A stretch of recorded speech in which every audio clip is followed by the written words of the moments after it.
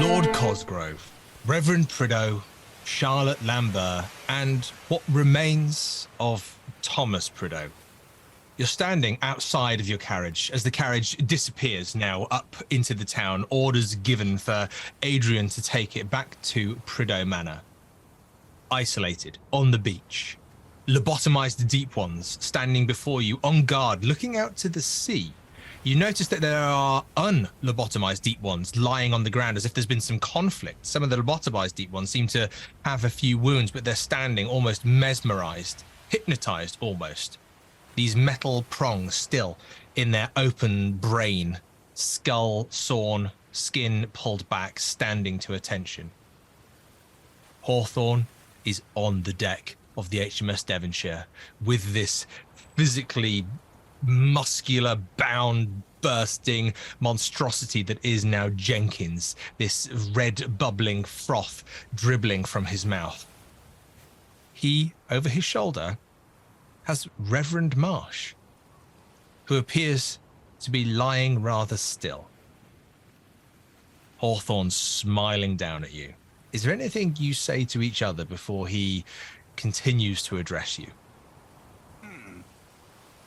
Yes, I'll lean in towards Thomas and say, Emily, if you are listening through your son at all, or are monitoring his movements, I do suggest that you get yourself ready. Things may become lively in a moment. Oh, okay. Ooh, who do I want to do? Okay, Thomas. I mean, you are insane, and technically you're an NPC at this point, but there are some roles that I'm going to be asking you to do, just to you know, let's see how events fold out. Could you give me a power roll, please? That is a failure of 92 over 45. Not quite a fumble, but almost. Not far off, though. Well, not that Thomas would notice, but that does mean that you aren't necessarily in the driving seat right now, Thomas. Lord Cosgrove, you say this. Is this a quiet whisper? Oh, yes. Very much. Charlotte, Reverend Prideaux, is this something you listen to? Are you too wrapped up in the events before you? The sight of the ship, the wreck, the beach, the lobotomized deep ones? I think Charlotte would listen. I think she's on high alert right now. She's waiting for this mysterious choice that Philippe told her about. She's waiting for that to be put to her. So I think she's trying to listen in to just about anything that anyone says at this point. And I think if you are listening in, and Reverend, it's the same for you, I'd like a listen roll, please, because this was an instruction that Cosgrove tried to deliver on the sly. That's a failure from me, 40 against 27. And the Reverend is just looking up at the boat, trying to assess the situation. He's noticed Marsh, hoping that he's okay, but he's seeing who else is standing on the deck, who is there that he might have to deal with.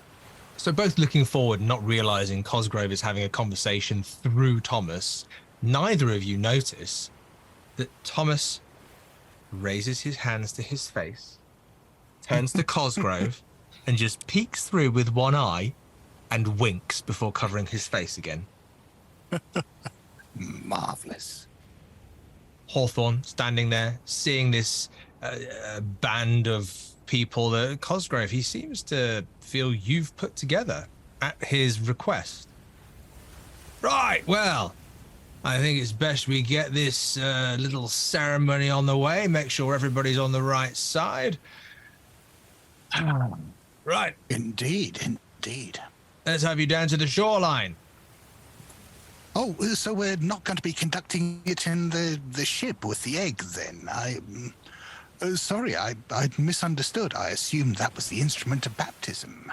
It is, but there's just a little preparation we do beforehand. Part of the ceremony in the waters, you understand, Cosgrove?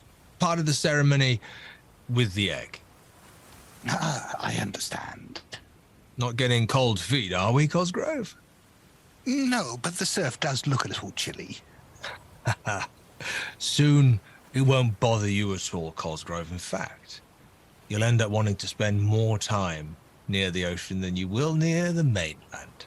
But let's have that happen as and when. Come on down. And he jumps off the side of the ship, lands on the sand. Jenkins does the same in a less graceful but incredibly more powerful manner. And he kind of he just turns his head back and shouts up, "Darling, Lady Hawthorne." Yes, my dear? This is it. I don't know. I know you are preparing things inside. I'd very much like you down here. This is, well, shall we say, our family is about to grow by one. Of course, my dear. Give me a moment. Please ask Dunn to stay inside. He needs to keep an eye on things. Of course. While this conversation is going on, I would like to try to sidle up to Jenkins. The conversation is so loud and so public and turned away, so there is an opportunity to do so. And I will just say to him quietly, Jenkins, I understand your fondness for Lady Anastasia. If you may want to take advantage of this little distraction and rescue her from what I consider is probably a rather terrible fate that is awaiting her in the hold of the ship right now. And I'm going to be like you. Am I not to be baptized like you? This is your opportunity, Jenkins. Seize it. Oh, there's a roll here, Cosgrove. Oh, there is indeed. What's the roll? What do you want to give me? Persuade? Yeah. I think I'm gonna suggest there's a bonus die here because of your previous interaction where you have absolutely got Jenkins on side. Okay, that is already an ordinary success, and with the bonus die, it becomes a hard success. And I mean, if I do need to make it an extreme success, it's not that many points of luck to do so. So if you were to make it an extreme success, what I would argue is, so it is a success. He is of a mind to go and try and save Anastasia from this dire situation, to save his future bride from this horrific event that's unfolding. But with an extreme success, it would change the way he goes about it. In which case, yeah, I need to spend 3 points of luck to make that an extreme. So I shall.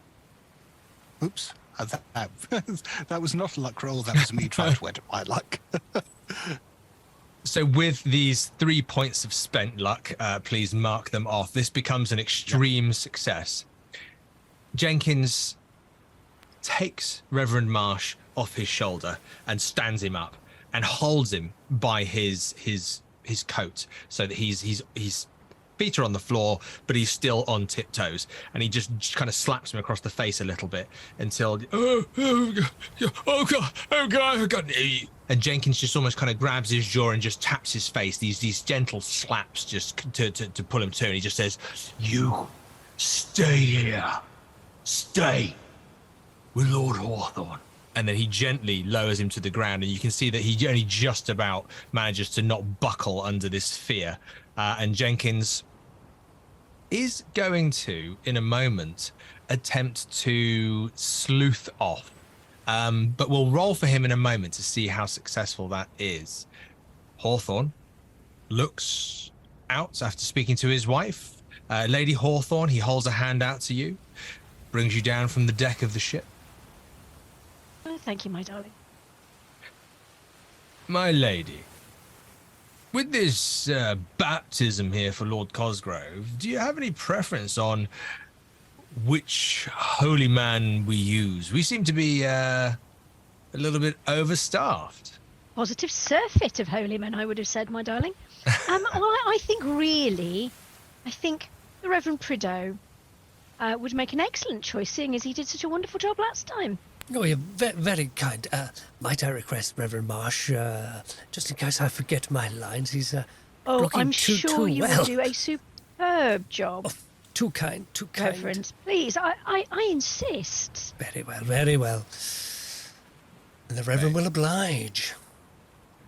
Well, I think that's a wonderful idea, darling. I think keeping it in the families is a good idea. Reverend Prideaux, you seem happy to engage in this? Well, your godship, is it going to be your godship? I'm not entirely sure. One does need to be useful in the services of those higher up the chain, doesn't one? I think there's a role here, Cosmic. What would you like? I don't know. What's going on? Are you lying to his face? Are you? Is this a survival role? What are you doing? It is pretty much a survival role, but persuade, I probably think, because he is a little worried, and he does need to be, yes, in the service of those higher up. Okay, let's have a persuade roll, please. That is a 38 versus 45, a successful persuade roll from the Reverend. There's a moment, Reverend, where Hawthorne stares at you, and you can see that it's not that he's trying to decipher your psychology. It's not that he's trying to rip apart your thought process. He's thinking on your words. You see this red vein, this red trickle, almost this little red tentacle in each of his eyes, wriggling around as he stares at you. His eyes are still and he is unblinking, but you looking back at him as you've just said this godship, you see that he takes a second. Yes, godship. I hadn't really thought of the title. Quite like it. Might keep him on board. What do you think, darling? Godship? Well, it has a certain ring to it, I have to admit, yes. Let's take it under advisement for the moment, I think. Until we can think of perhaps something a little more, fitting. Indeed. Well, Reverend, I have this. And he hands you this small piece of paper which have the words for the baptism on. And it's written in his hand. He says, "This is a baptism we use. I've edited it some, so I'm glad it's you rather than Marsh. Marsh, be useful, please. Take yourself inside. If you wouldn't mind preparing the second part of the baptism, that would be wonderful. Lord Cosgrove, I'm going to walk you into the water. There's no surprises here. There's no silliness. You've offered yourself to this cause. You've given yourself to this religion. You have given over to me. I want you to see the world for what it really is. I want you to see the world with eyes that really look upon everybody else with power, real power. Come. He starts walking, and he starts walking into the water, directly into the water. You all notice that as he begins to just wade into the water in his shoes and his high socks and his trousers, and he's just walking all the way in up to about waist height, you can't help but notice that the lobotomized deep ones, these merrows, they almost keeping a perimeter move out into the water, and Hawthorne seems to be center to this perimeter of these lobotomized deep ones. Reverend Prideaux. As the Reverend's walking towards the sea, he thinks now is the time to remember the words of whatever reading his brain was deciphering as he walked along from the ship to the sea. It is time to recognize the words of Mother Hydra in his head and see what happens. He'll see how far it is up to the hill to the church, see how far it is to the boat, but he's thinking, Well, no time like the present, and he will think, almost rhythmically measuring out the meter of the words to his feet as he walks, and he will be looking and thinking the words through, maybe even whispering a little as he passes these deep ones, these merrows, as we've known them to call, just to see. Can't really think of much else to do at the moment. He was hoping to do this in private on the boat, but I guess now's the time. So this is you whispering these words under your breath as you move past the deep ones. Yeah, that's correct. I would have wanted Marsh next to me, but curses, he's up in the boat. And if there is any chance of being heard, he will pause. He is just realizing these words at the moment and seeing what feeling he gets, what kind of effect they are having. Feel like this is a stealth roll, but what I'm going to say to you that it's not necessarily a pass or fail in the true sense. It's more of a, if you fail, arguably depending on the degree of the roll's failure, it's almost a radius of how much you would fail by. If you fail by 90s, then everybody hears. If it's 70s, there's more of a smaller circle, the radius there, depending on who's in proximity with you. So let's see, shall we? Let's see.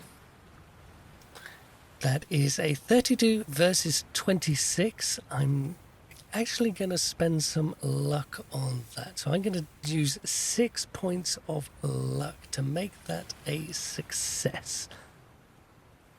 Then by just achieving that success, you can allow the people within your immediate proximity, those you want to hear you whispering these words. Would you mind just reading these words for us? Upon this dawn, I call upon you, great Mother Hydra, to strike down my adversaries as I rejoice in victory and my worship in you. I will offer much in my worship and prayer, that others who follow my path will make the praise to Mother Hydra, to be humbled by your greatness and majesty. I call upon you, O great and mighty Mother Hydra. And this is something that you whisper, you repeat as you move past these deep ones.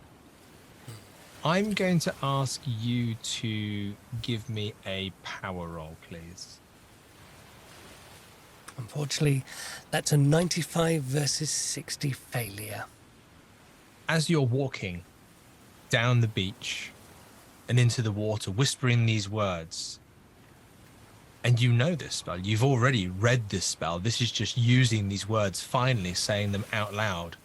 There is a sound so horrifying that everybody,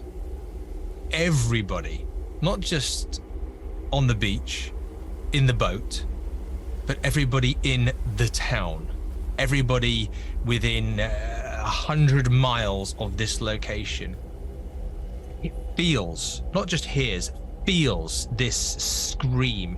It's like nails on a chalkboard. It's like metal on metal. It's like ripping and tearing. And this scream causes everybody to cover their ears and drop to the floor.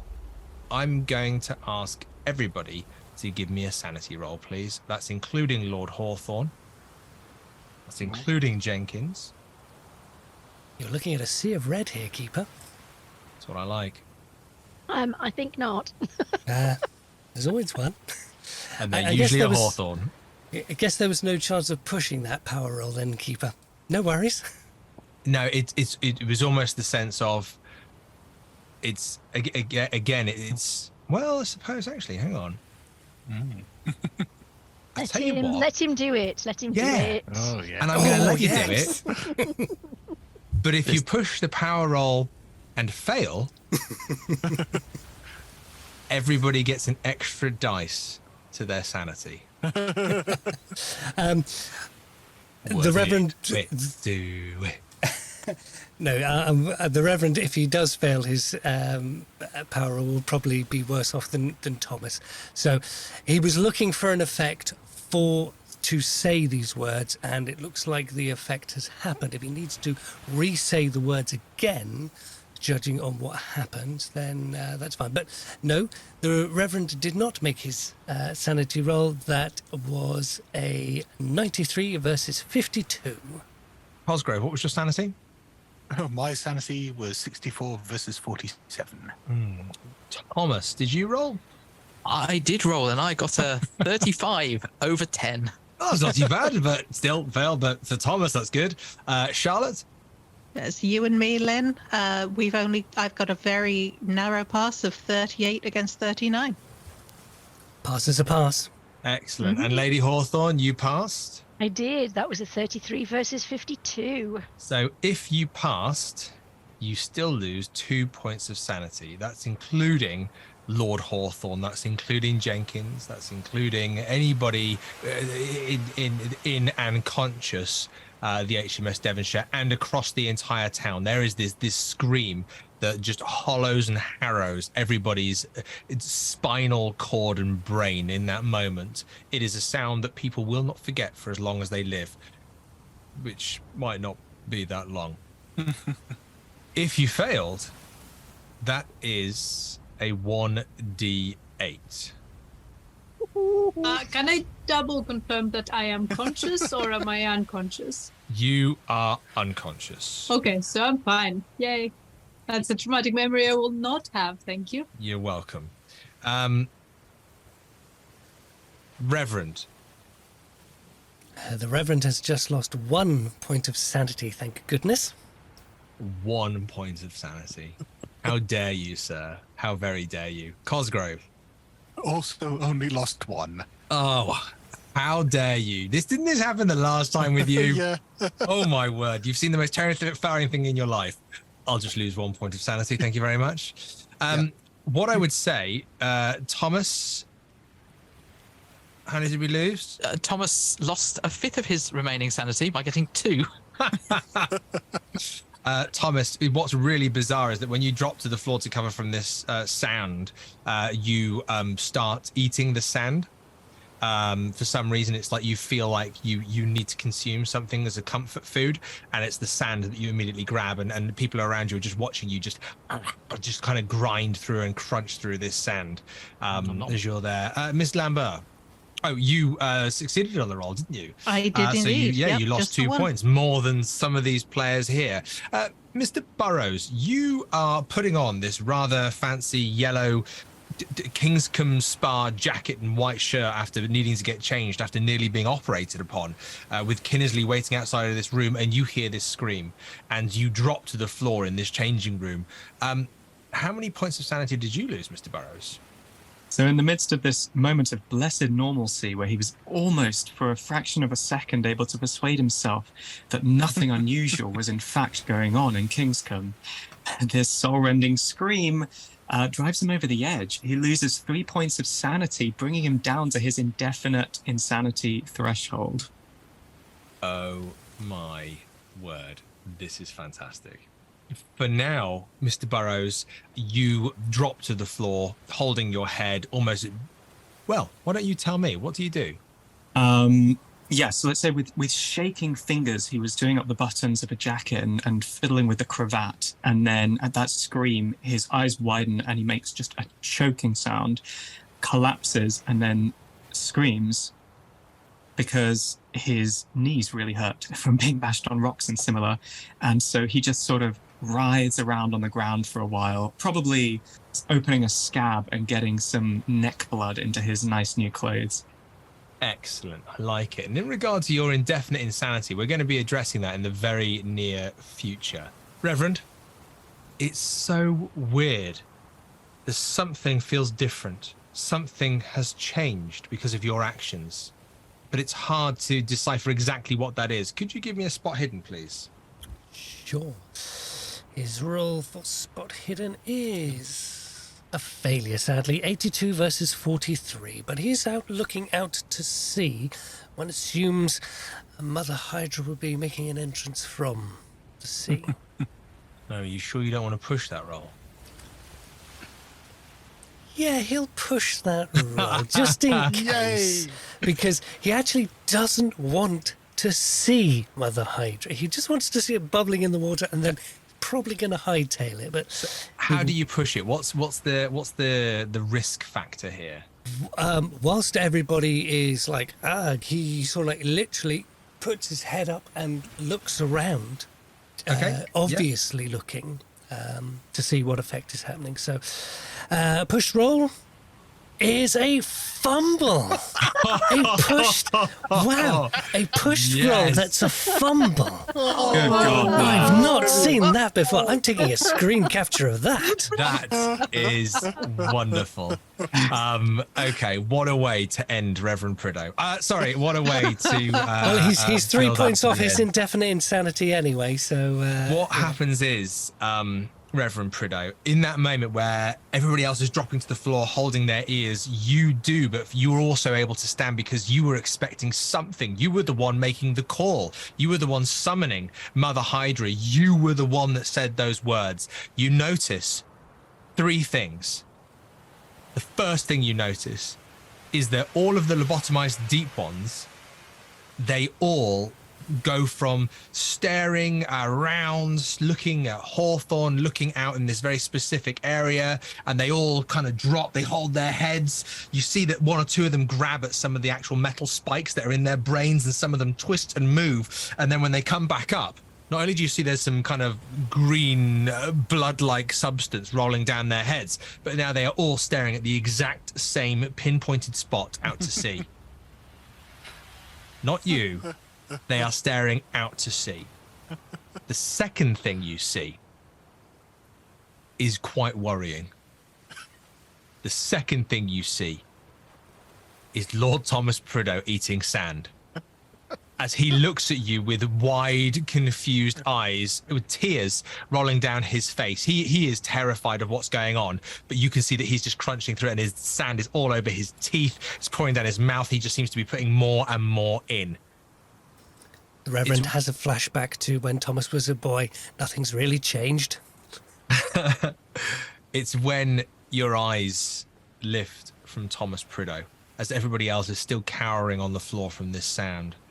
This is when you see the most horrifying thing. Lord Hawthorne is staring at you. He knows what you have just done. He knows that the call to Mother Hydra was made by you. You were up looking, you didn't react in the same way as everyone else, and you are looking to see the impact, and he is staring at you, Reverend Prideaux. What do you do?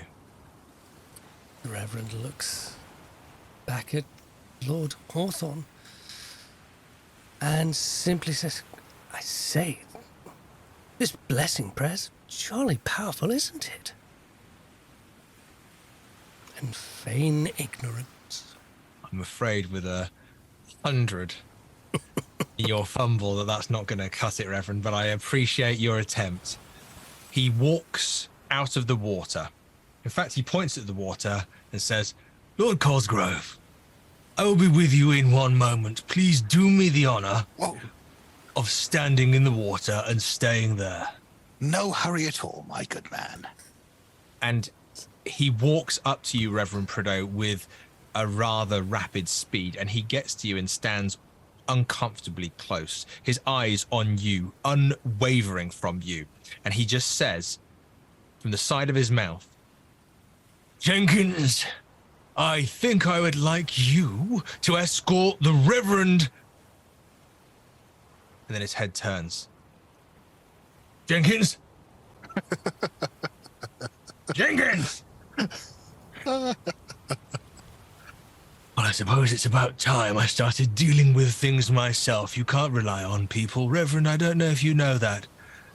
In your religion, wasn't there someone so valued and high that relied on so many people, and then all it took was one person to betray them. All it took was one person to turn their back on them and call to a different power. Do you remember who that was, Reverend? I do see the analogy, but for some reason the meaning is lost on me.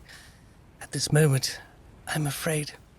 Hawthorne, chap, you've achieved a great deal here. Don't throw it away. Look at the kings come town. Look at the spa. Look what you've achieved, man. You will know that if you take this step, it might fail again. Quit whilst you're ahead, chap. Quit whilst you're ahead.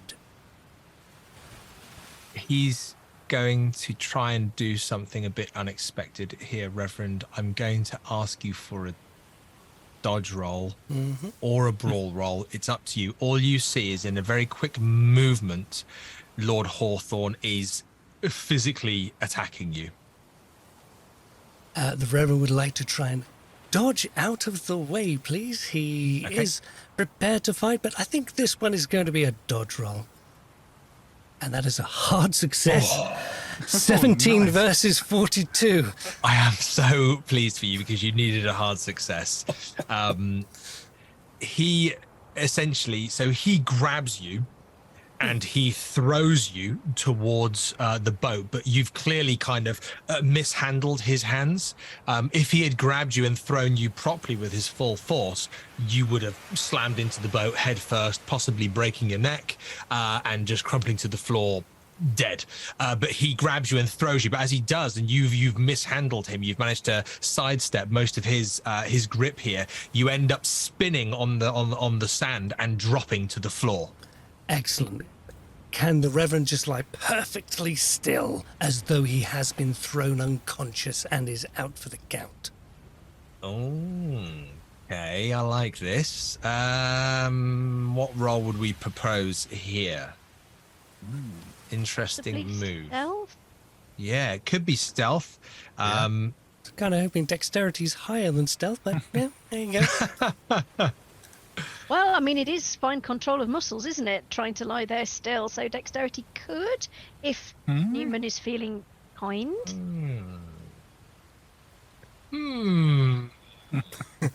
He would offer etiquette as he does the most fantastic exit. Yeah. Give me a piano roll. No. Piano. Okay. I say you. Okay. So we're arguing dexterity in terms of the control of your body in this situation. I think so, as opposed to tippy-toeing on the sand. Okay, I'm willing and happy, but let's hope it doesn't fail. Let's see how we get on. Well, that is a failure, sadly. 87 versus 45. He's about as graceful as a hippo. Do we have that much luck? Hell no. You remember what happened in Prisoner's Dilemma? I do indeed. Do you want to push the roll? What would be the consequences of making it a little bit more flamboyant than it should be? I feel if you were to spin further, show that he really had an impact, you fall against the side of the boat and then slide down, you put yourself in an even more vulnerable position. And if you succeed, it will look so much more convincing that you have been knocked out. If you fail, it will be very obvious that you are pretending, and quite possibly / probably Hawthorne will not appreciate your actions and will retaliate.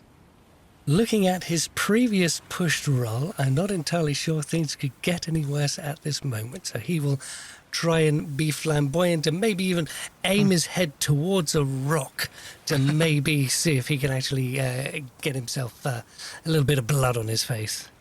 Okay. And that is a success. 26 versus 45. Oh, it's paid off. It's paid off. So tell me what happens, Reverend.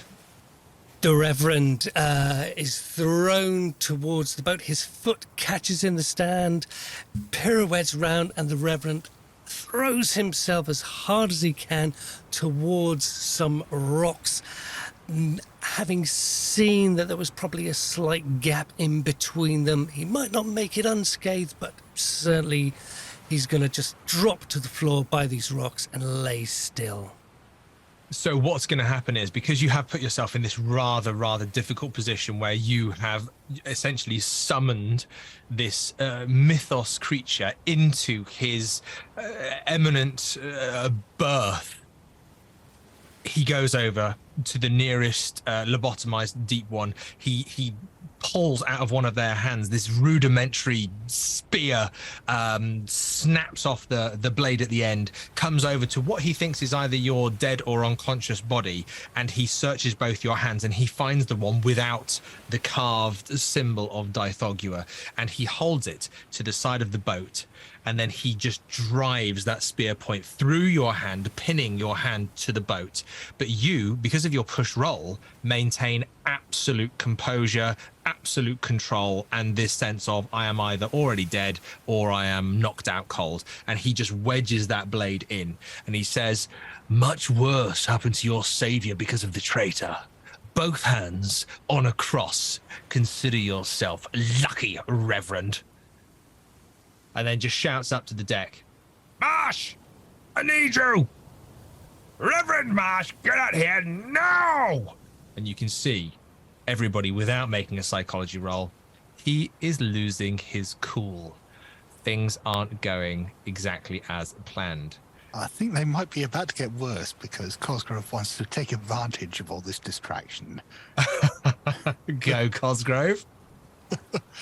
So, seeing Thomas down in the surf, eating sand, Cosgrove will kneel next to him and say, Emily, if you're still with us, now I think is the perfect time for your revenge.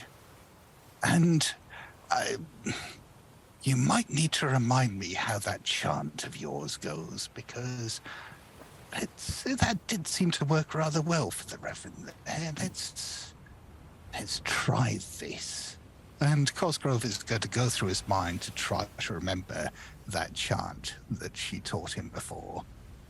Just to clarify, you are attempting to communicate with Thomas's dead mother through his insane mind as he eats sand. And whilst you're making that communication, Lord Cosgrove, you are going to repeat the summons, or as we like to call it in the business, the call of Cthulhu that Thomas made.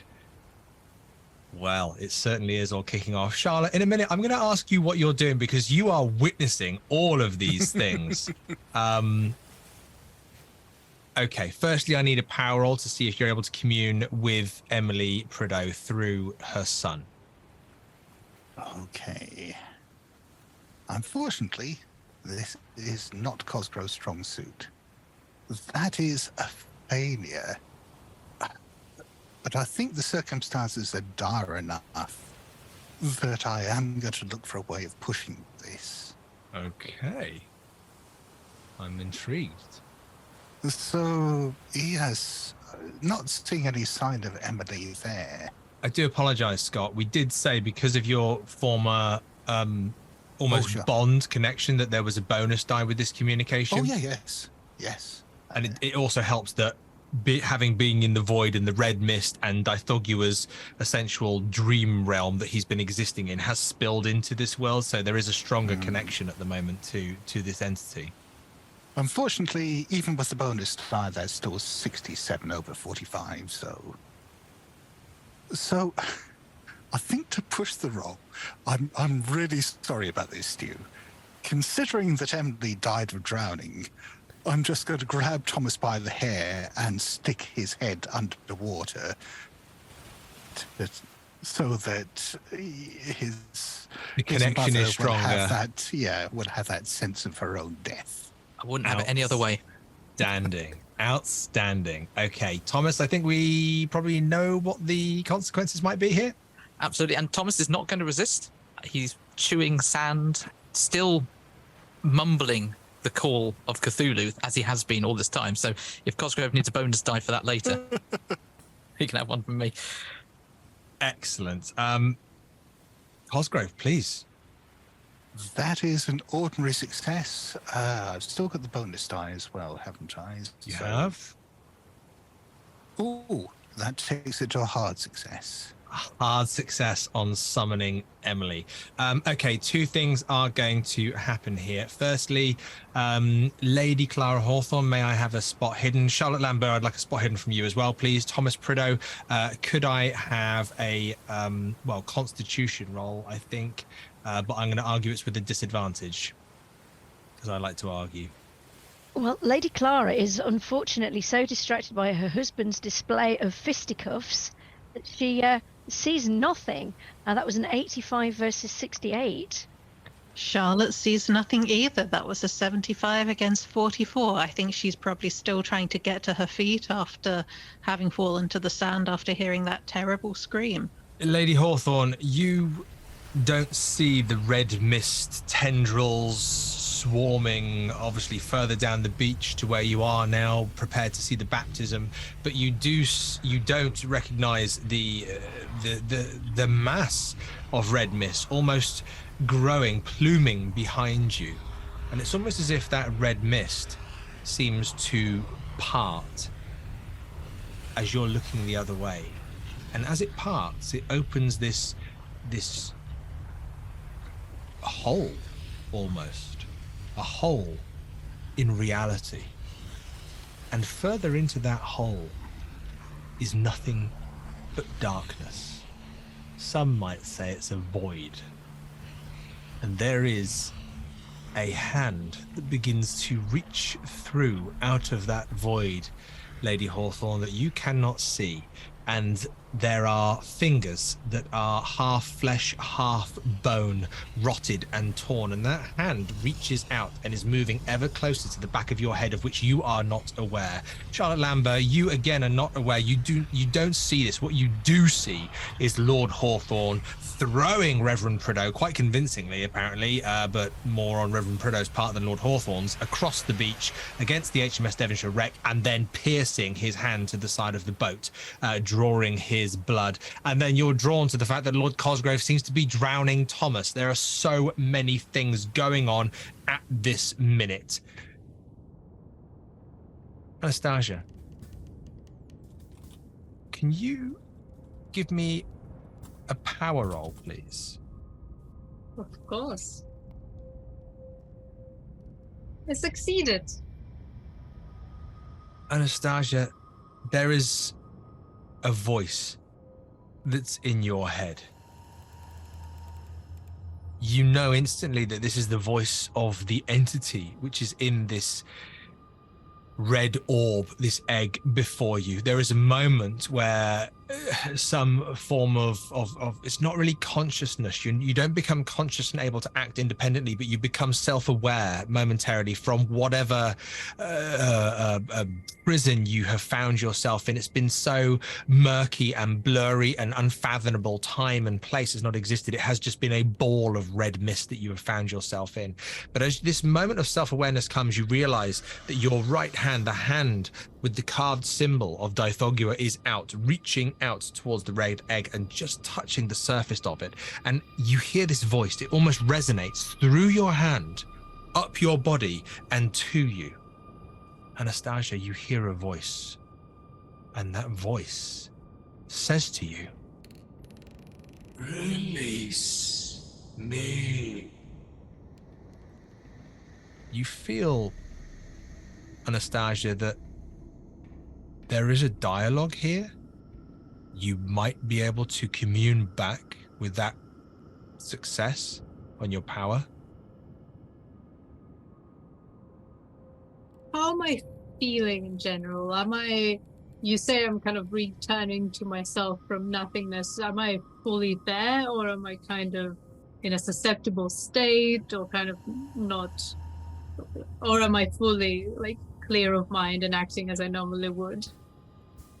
I wouldn't say fully of mind, but you did succeed on your power roll. So you have agency, you have autonomy, you have a set, you know who you are, you know the stakes of what's going on. Perhaps you don't know to what level. It almost feels like you've been reading this horrific horror story, and someone seems to have turned 7 chapters at once, and you find that at this particular moment you are at the crux of everything.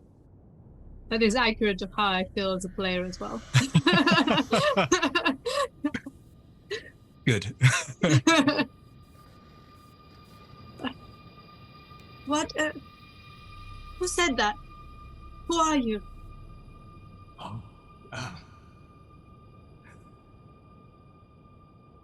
Incipient God. I am Dythogua. Oh. And you want to be freed from the egg? Release me. Uh, Save yourself.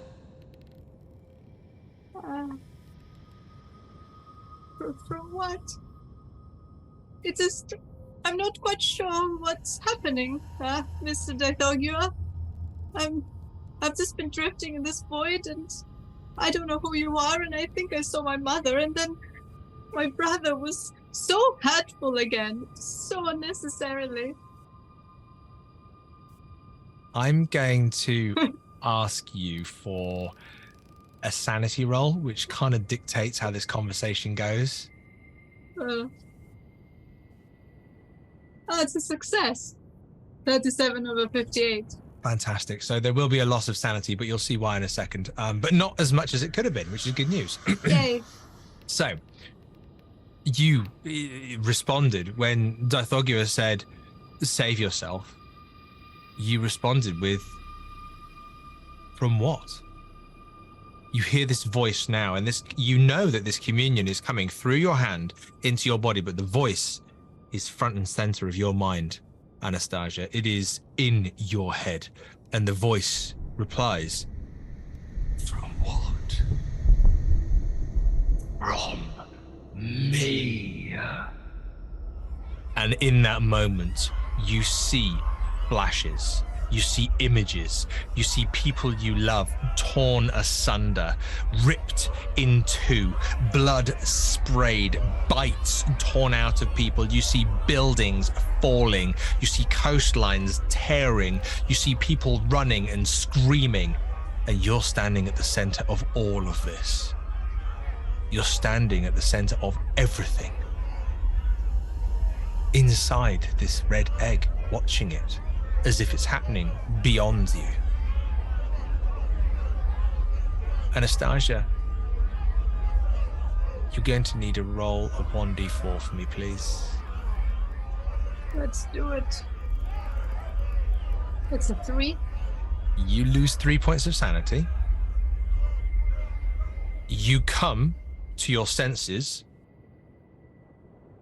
but the first thing that you immediately recognize is that your hand cannot be removed from the red egg before you. Why? Why would I release you so that you can kill everyone I love? Let go of me! Give me a spot hidden. Failure. 78 over 49. It's difficult to see in this darkened room. The red glow of the egg is so significant and so in front of you. You can see on the other side of the egg and around it, there's 2 other people. You are easily able to recognize that one of them is Emily Dunn, who you met at the Rabbit's Ball. And there is to the side of that another lady who's sitting in a chair who looks very pale. She looks very wan. She looks ill, to describe at best. And her head is to the side. Her eyes are open, but you can see nothing but blackness in her eyes. And one of her hands is out to the egg. It's when you see these individuals, and it's difficult to see into the rest of this cabin in the HMS Devonshire's wreck, that you hear a no, not supposed to be talking. Shush. Why? What is happening? Emily? Emily, is that Don't you? talk to her. She is not to be talking to. And Lord, you recognise the voice of Lord Dunn trying to control the situation. No. What are you going to do? Kill everyone I love and trap me in an egg? Emily, what's happening? Anastasia, at that moment, the door opens. And it's hard to see because the light is so bright outside of this dark room, but you see, God, this horrifically large, distorted, malformed figure in the doorway. And you hear a voice that you haven't heard for a while. No. Yes, Anastasia, yes. Hello, my beloved. I'm here to rescue you. Do not fear. I will save you. Mr. Burrows, during all of this rather insane action, you find that a quick carriage ride brings you to the shore, and you can't help but notice how excited,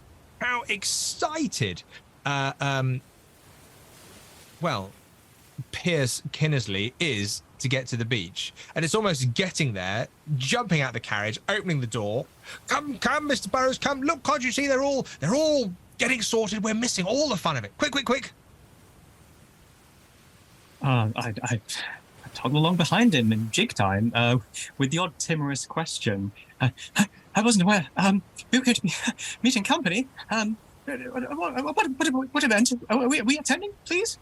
Well, you said you had to report to Hawthorne. You said that you had to Lord Hawthorne. You said that you had information to deliver to him. This is why I didn't see my hobby. Yes, but there is a baptism that's going on, and it's going to be quite wonderful. Look, there it is. It's happening over there, and you can see down the beach. Give me a spot hidden. Let's see what you can see. Let's find out. That is a hard success, coming in at 17 under 40. You see some wonderful treats, Mr. Burrows. You see the lovely Reverend Prideaux lying on the floor, apparently unconscious, with his hand pinned to the HMS Devonshire with some rudimentary stone-like spearhead. You see Lord Cosgrove is in the process of trying to drown Thomas Prideaux in the water, which is very apparent and seems to be the thing that most people are watching. Ms. Charlotte Lambert is standing there looking between many of these events just with wide eyes and a level of confusion. And then the Lord Hawthorne standing in the middle, looking between Lord Cosgrove and the Reverend Prideaux and you now arriving and just looking at this angry sense of it wasn't supposed to go this way. You can see that he is flustered, and for Hawthorne that is saying something significant. The last thing you see is Lady Clara Hawthorne, who seems to be standing by the water's edge with this plume of red smoke behind her. And in that moment, Lady Clara Hawthorne, I think I'd like you to make a dodge roll with a penalty die. Oh dear. Yeah, sorry. Probably isn't going to go desperately well. This probably isn't going to go terribly well. So that's... that's unfortunate. Without the penalty die, that would have been a success. That was a 19 versus 35. So let's see what the penalty die does. Excited. Damn. That's a 39 now versus 35. And I'm guessing I don't have luck to spend. Oh, I do have luck. Am I allowed to spend luck? You are allowed to spend luck. I'm going to be spending... My money's on you surviving this whole thing. My money's on you being the next god of the world. Shh. That was my plan all along. Shh. Yes, in that case, I will be spending points of luck, 4 points of luck, to turn that into a success, and hoping that's enough. That is wonderful. And Miss Lambert, I would say that you, Cosgrove, you've probably got one eye on this, as much as you're drowning Thomas Prideaux to kind of keep this going, Yes. essentially. You've got one eye on this. Burrows, this is very much drawing your attention. Reverend, in a minute, I'm going to come to you and find out what you are actually doing, because obviously you're pretending, because you had those amazing roles in that very dire situation to stay alive, which was wonderful, because I did think that was the end of the good Reverend. So you, Burrows, come down to the beach and you see this. Kinnersley, your counterpart, who's wearing the same yellow jacket as you from the Kingsbridge Spa, he just runs over to Lord Hawthorne and takes a knee, and you hear him mumbling something about, "What can I do for you, my lord?"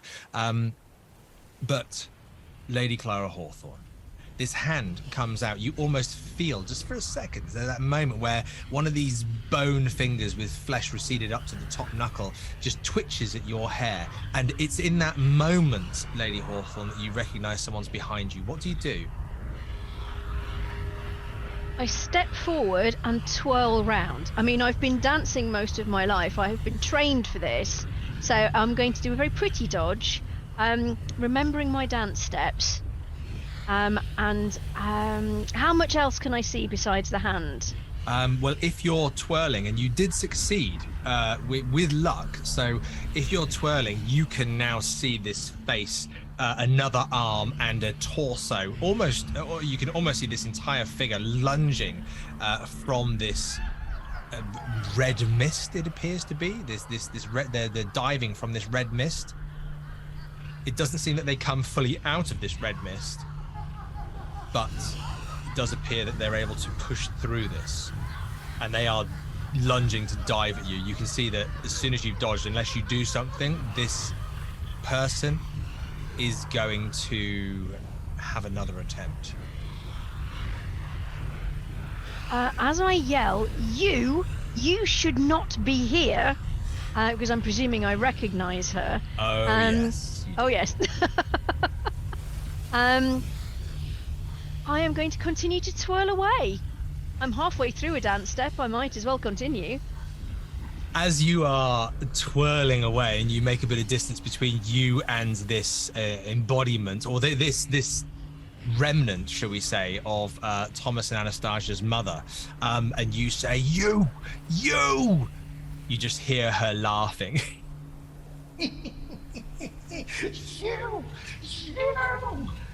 You did this to me. And you see that the red mist almost pulls around her. So as she moves, the red mist moves with her. I would say, can you give me a... Can you give me an intelligence roll, please, Lady Hawthorne? Oh, for heaven's sake, really? That's a 92 versus 80. That is unfortunate. I am going to yell, as if I am allowed. Please. Point at my husband and go, he did this to us. He did this to all of us. Okay. Give me a persuade roll. I want to see whether that lands. Okay. Now, my persuade actually isn't quite as good as... Oh, am I allowed to spend luck on that? You want to Because that spend was a 70 luck versus 65. to put your husband in the firing line.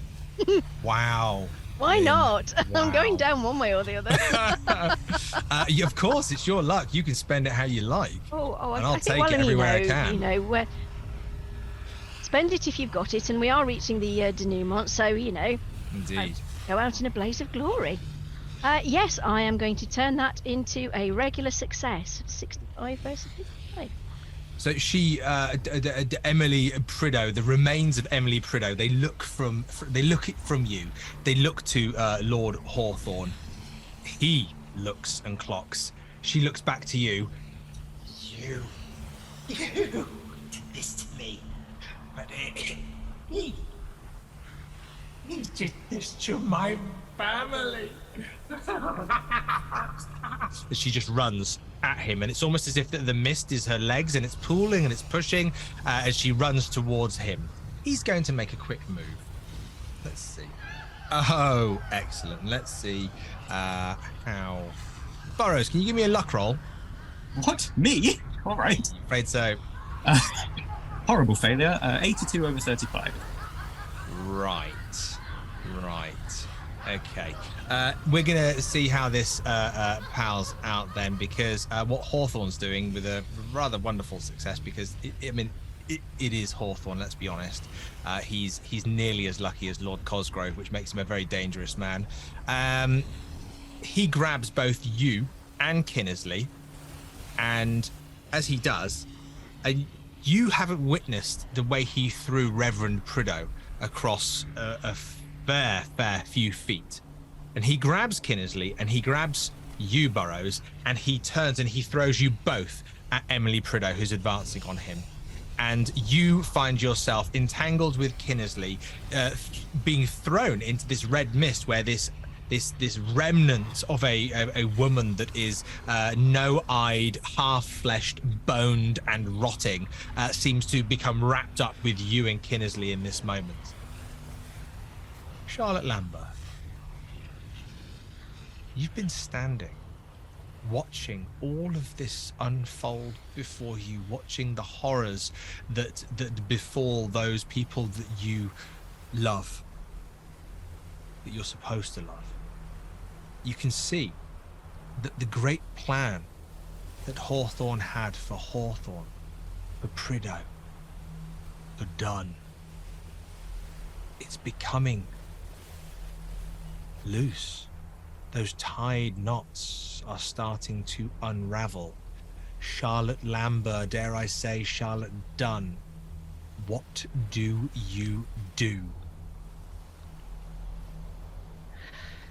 Charlotte has been in a state of shock and confusion, as you say. I think she took a few steps running towards the Reverend when he was being stabbed through the hand, and then a few steps back towards Thomas Prideaux when Lord Cosgrove was trying to drown him. And she's realized this has just become chaos. Everything is just falling apart. She doesn't think she can save anybody here, but maybe she can save herself, and maybe she could save Anastasia, wherever Anastasia is. She knows that the egg is somewhere in the ship.